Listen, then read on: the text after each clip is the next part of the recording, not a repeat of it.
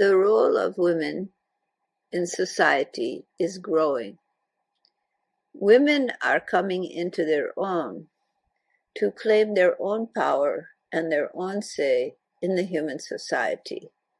Naturally, there will be some reaction to this, that certain laws and certain bastions of male power will attempt to suppress women and to interfere with their lives. But they will not be successful. Their successes will be short-lived. It is part and parcel of the polarization that is taking place in the world today.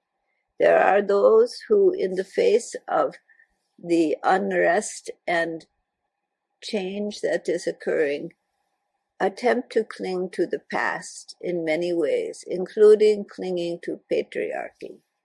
But their ability to do this will be short-lived.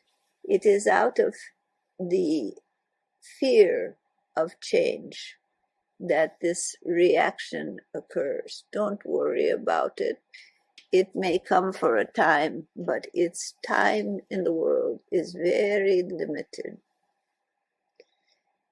And women today, young women, want to be mothers and enjoy motherhood without the interference of financial pressures. They are in reaction to the societal norm that both parents need to be working in order to support a family. There are many young women who don't want this responsibility. They want to be mothers and enjoy being at home with their children and not have to leave those primary relationships to go out into the world.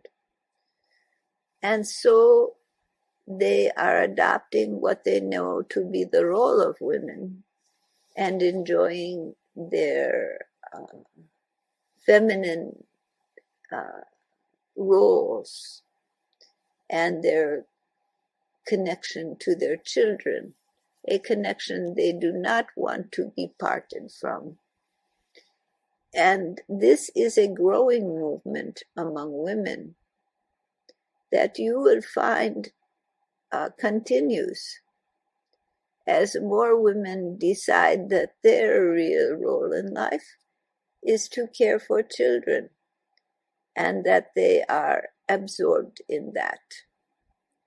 This is not all women, but a certain percentage of women will naturally be drawn to to motherhood and will want to devote themselves 100% to the career of motherhood and dedication to this primary role of women.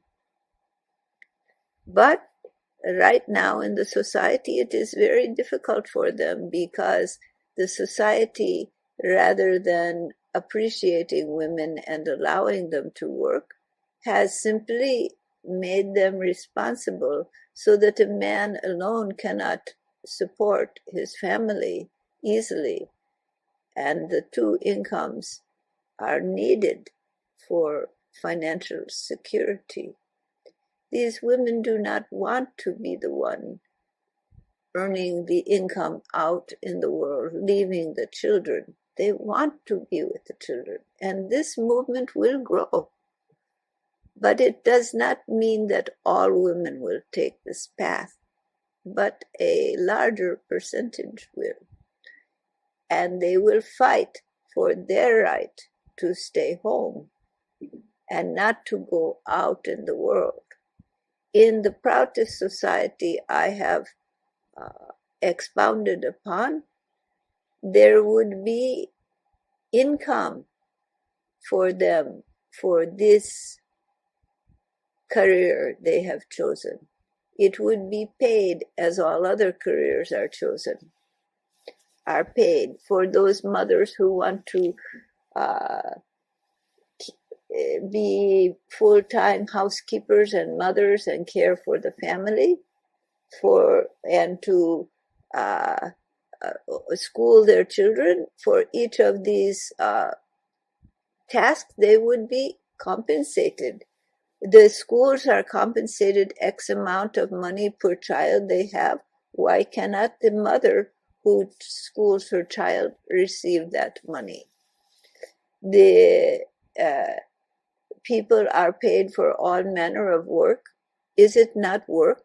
Hard work to maintain a household and to care for children. This is hard work and should be compensated by the society. As the power of women grows, this will occur. But for now, women struggle to assert their right to be mothers and to stay with their children and care for the family.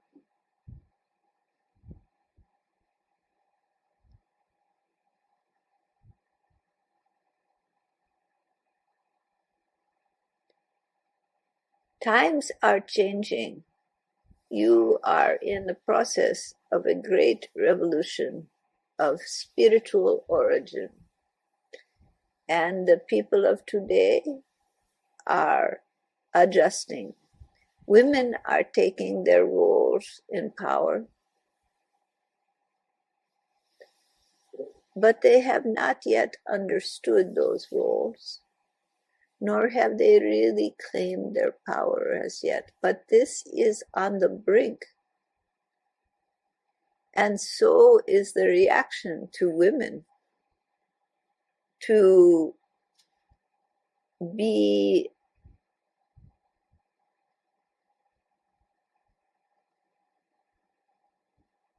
oppressed by men and to fight that oppression. Regarding abortion, there is something to be said that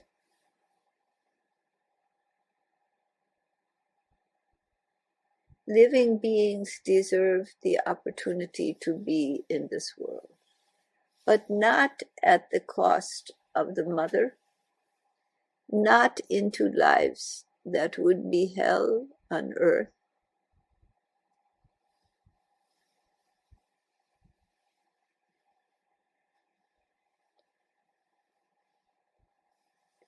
The real question comes not, is abortion a moral issue, but who is to make the decision as to that morality, and to who has the right? Is it the doctors? Is it the woman? Is it the couple? Or is it the politicians? This is not a matter of morality. It is a matter of who decides.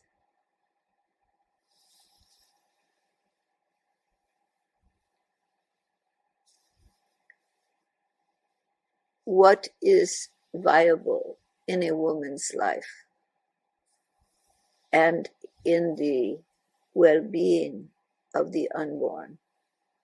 Who decides? So this is a matter of choice. Whose choice is it? Not a matter of morality.